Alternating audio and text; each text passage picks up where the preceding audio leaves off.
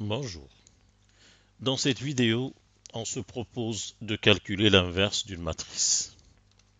On considère donc l'exercice 7 suivant. Calculer l'inverse de la matrice A donnée par 4 lignes et 4 colonnes. Naturellement, on peut utiliser la formule de cours. L'inverse A moins A est égal à 1 sur déterminant de A, qu'on suppose non nul, fois la transposée de la comatrice de A.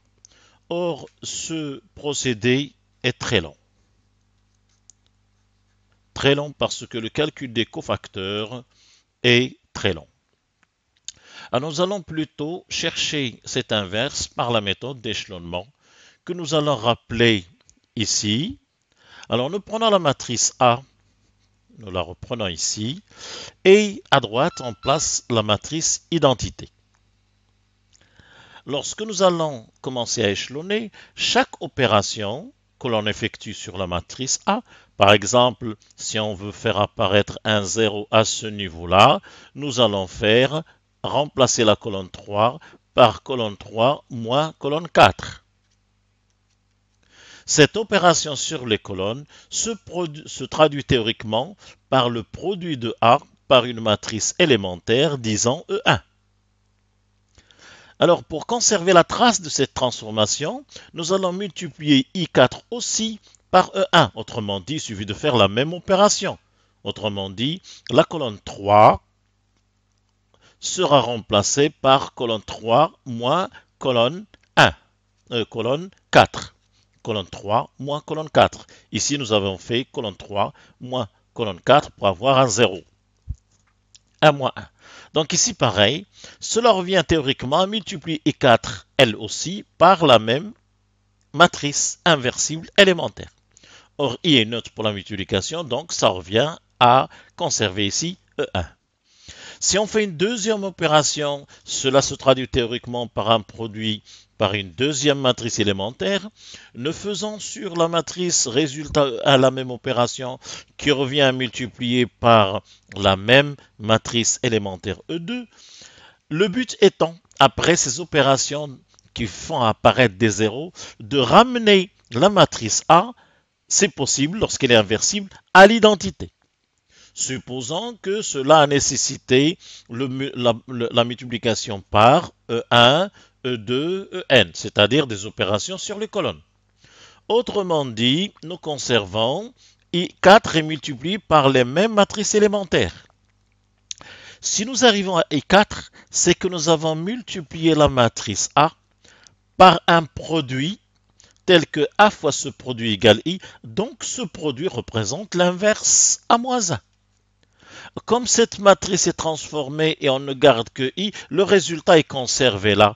Et par conséquent, ce produit-là est égal à l'inverse de la matrice. Donc en résumé, en transformant la matrice A par des opérations élémentaires et la matrice identité en même temps par les mêmes opérations élémentaires, on finit en fin de compte par avoir à gauche l'identité et à droite la matrice inverse cherchée.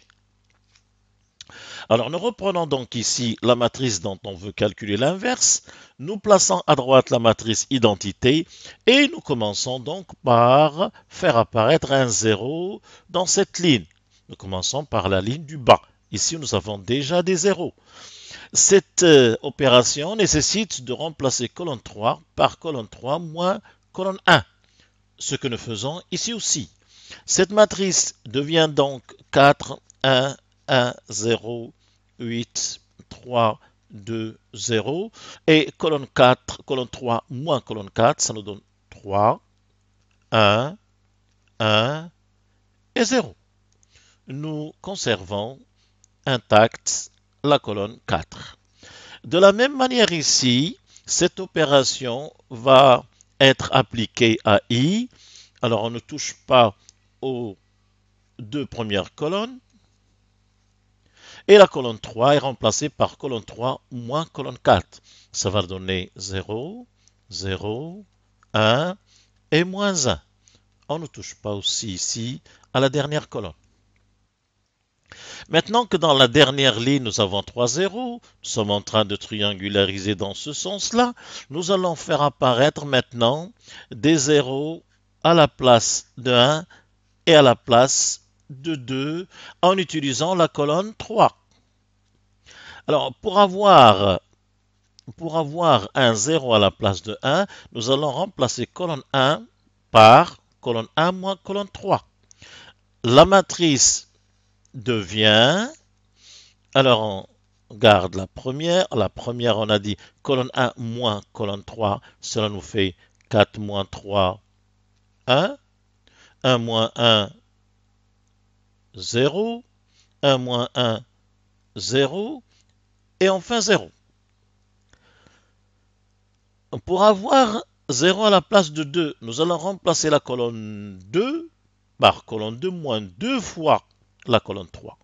Donc 8 moins 6, 2. 3 moins 2, 1. 2 moins 2, 0. Et 0. Alors on ne touche ni la troisième, ni la quatrième. Nous faisons les mêmes opérations pour conserver la trace en fin de compte. Donc, nous avons fait colonne 1 moins colonne 3. Cela donne ici 1, 0, moins 1, 1. Colonne 1 moins colonne 3. Donc 1 moins 0, 0, moins 1 et plus 1. Ensuite, nous avons fait colonne 2 moins 2, colonne 3. Colonne 2 moins 2, colonne 3. Cela fait 0, 1, moins 2, plus 2. Et on n'a pas touché à la 3 et la 4, donc non plus ici on ne touche pas à la 3 et à la 4. 0, 1, moins 1, 0, 0, 0, 1. Alors ensuite, nous avons maintenant mis un triangle de 0. Pour avoir la matrice identité, il va falloir maintenant faire apparaître des zéros dans le triangle supérieur. Commençons par faire apparaître un 0 à ce niveau-là. Nous allons donc puis à la place de 3, puis à la place de 4. Alors pour la colonne 2, nous allons retrancher 2 fois la colonne 1. Donc colonne 2 moins 2 fois la colonne 1, on ne touche pas d'abord à la colonne 1 qui va servir à faire apparaître des zéros. Colonne 2 moins 2 fois colonne 1, ça fait donc 0. 1 moins 2 fois 0, donc 1, 0 et 0. Pour en faire apparaître un 0 à la place de 3, nous allons remplacer la colonne 3 par colonne 3 moins 3 fois colonne 1. Ce qui va nous donner donc 3 moins 3 fois 1, 3, 0. 1 moins 3 fois 0, donc 1. Ensuite, nous allons avoir 1 et enfin 0. Pour avoir un 0 à la place du 4, on va remplacer la colonne 4 par colonne 4 moins 4 colonne 1. Ce qui fait 0, 1, 2 et 1. Les mêmes opérations doivent être appliquées au résultat de transformation de l'identité. Nous avons dit la colonne 2 a été remplacée par colonne 2 moins 2 colonne 1. Donc nous allons faire ici colonne 2 moins 2 colonne 1. Alors la colonne 1 ne bouge pas, bien sûr. Voilà. Et colonne 2 moins 2 fois colonne 1. 0 moins 2.